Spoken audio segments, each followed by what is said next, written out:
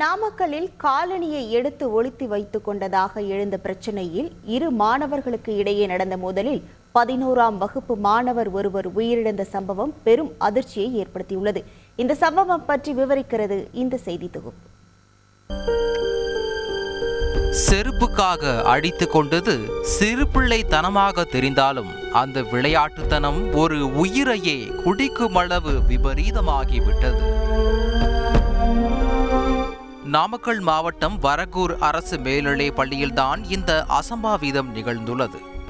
11ஆம் வகுப்பு படிக்கும் நவலடிப்பட்டியைச் சேர்ந்த ஆகாஷின் செருப்பை யாரோ எடுத்து ஒளித்து வைத்துள்ளனர். இது தொடர்பாக சக மாணவர் ஒருவருடன் சண்டை எழவே வாய் தகராறு கைகலப்பாக முற்றியுள்ளது. ஒருவரை ஒருவர் கடுமையாக தாக்கிக் கொண்ட நிலையில் மாணவர் ஆகாஷ் மயங்கி விழுந்துள்ளார்.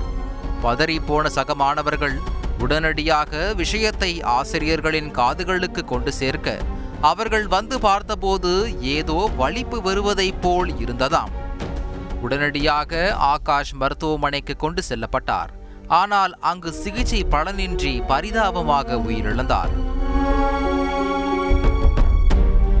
இச்சம்பவம் தொடர்பாக தலைமை ஆசிரியர், ஆசிரியர்கள், சக மாணவர்களிடம் மாவட்ட கல்வி அலுவலர் விஜயன் தனித்தனியே தீவிர விசாரணை நடத்தினார்.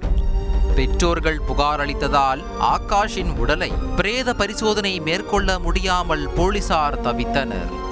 நீண்ட நேர பேச்சுவார்த்தைக்கு பின் ஆகாஷின் தந்தை ரமேஷ் எருமப்பட்டி காவல் நிலையத்தில் டிஎஸ்பி ஆனந்தராஜிடம் புகார் மனு அளித்தார். அப்போது மாணவனை தாக்கிய சக மாணவர், கவனக்குறைவாக இருந்த தலைமை ஆசிரியர், வேதியியல் ஆசிரியர் ஆகியோர் மீது நடவடிக்கை எடுக்க வேண்டும் என கோரிக்கை விடுக்கப்பட்டது. ரித்தீஷ் வந்து அவங்க அம்மா பற்றி கரெக்டாக தெரிஞ்சுட்டு அவனுக்கு வந்து 2 பேர் அடிச்சுக்கிட்டானுங்க. அவன் வந்து அடித்ததுனால வெளியே பசங்களும் எழுத்து வந்துட்டானுங்க. வெளியே வந்து அவன் மயக்க கீழே விழுந்துட்டாங்க. சார்னு சொல்லி சார்கிட்ட மயக்க மாட்டோம் விழுந்துட்டான்னு சொல்லி நாங்கள்லாம் போயிட்டு மயக்க மாட்டோன்னு சொல்லிட்டு கை காலில் வந்து தண்ணியில் தெரிச்சுட்டு தண்ணி குடிக்கணும். தண்ணி குடிக்கணும். அதுக்கப்புறம் தூக்கிட்டு இரும்பு 6 மாதிரி வந்து கையெல்லாம் ஆட்டினாங்க. இரும்பு கையில் கொடுத்தாங்க. இரும்பு கொடுத்து ஒன்றாங்கன்னு சொல்லிட்டு டீச்சர் காரில் வச்சு கூட்டிகிட்டு போனாங்கண்ணா. கூட்டிகிட்டு போயிட்டு ஜிஹெச் கௌதம் ஜிஹெச் கூப்பிட்டு பரிசல்னு சொல்லி எரும்பட்டி கூட்டிகிட்டு போயிட்டாங்கண்ணா. சார், என் பையன் ஸ்கூலுக்கு போனவங்க சார். ஸ்கூல் போனதுலேயே திக்ஸ் வந்துட்டுன்னு சொல்லி வாத்தியார் சொன்னாங்க சார். போய் பார்க்கும்போது பார்த்தா அவங்க போய் காடியாகவே கிடக்குறாங்க சார்.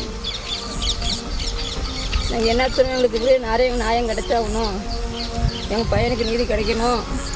என் பையனை ஒன்றும் இல்லாத பண்ணிட்டாங்க. பையனுங்களாக சேர்ந்து என் பையனுக்கு ஒன்றும் இல்லாத விபத்து கொடுத்துட்டானுங்களே. அவன் வீட்டில் பையனுங்க இருக்கேன், என் வீட்டில் இல்லைங்களே சார். என் பையனுக்கு நியாயம் கிடைக்கணும், நீதி கிடைக்கணும். நான் இப்போ தனிமனமாக நிற்கிறேன்.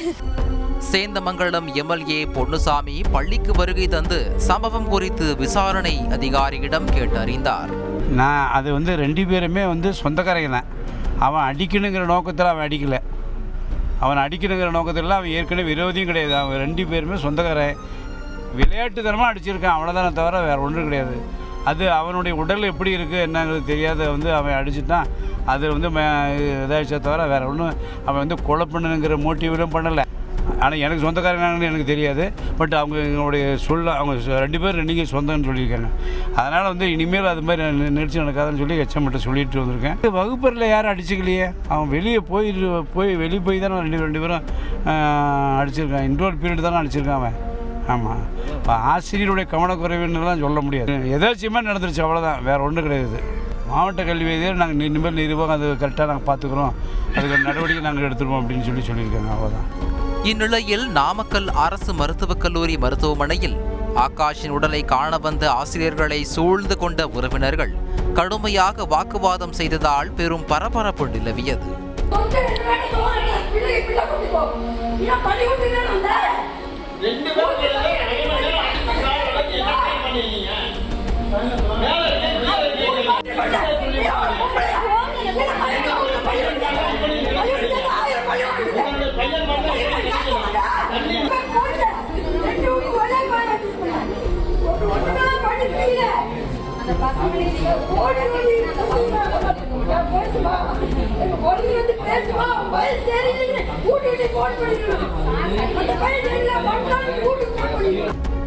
இவ்விவகாரம் குறித்து காவல்துறையினர் தீவிர விசாரணை மேற்கொண்டுள்ளனர். சமீப காலமாகவே மாணவர்களுக்கிடையே நிகழும் மோதல் போக்கால் உயிரிழப்புகள் தொடர்ந்து வருவது பெற்றோர்களை கவலையடைய செய்துள்ளது.